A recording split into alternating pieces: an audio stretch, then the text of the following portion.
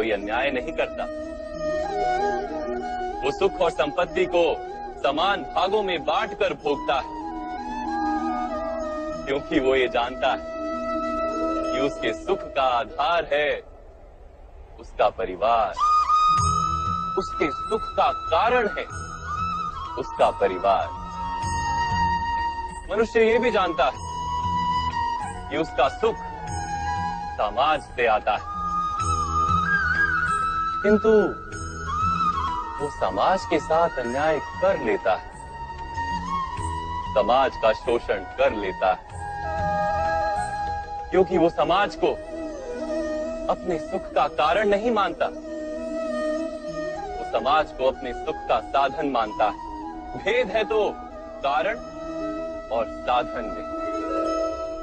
मनुष्य को जब ये बोध हो जाता है कि सारा संसार परमात्मा का ही रूप है, प्रत्येक जीव परमात्मा का ही अंश है, अर्थात कोई पराया नहीं, सब अपने, ये सारा संसार अपना ही है, अपना ही परिवार है, तो क्रोध का कोई कारण ही नहीं रह जाता।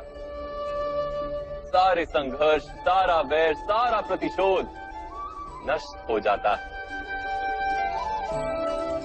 अंतर में परमात्मा और संसार में एकात्मता, यही धर्म का मूल सिद्धांत है।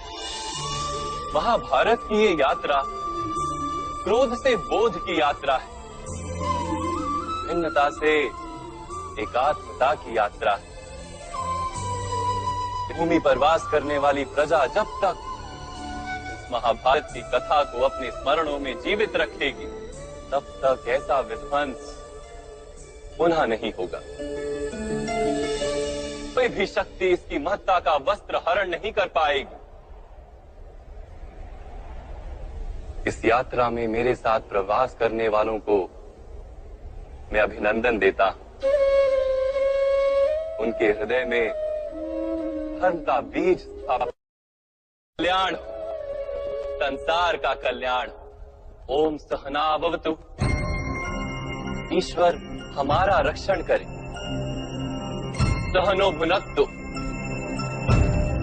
हम सब मिलकर सुख भोगे। सहवीर्यम करवावहै। एक दूसरे के लिए प्रयास करें।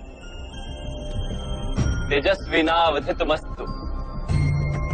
हम सबका जीवन तेज से भर जाए। मा विद्विषावहै।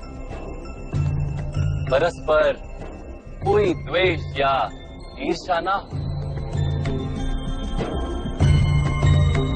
ओम शांति शांति।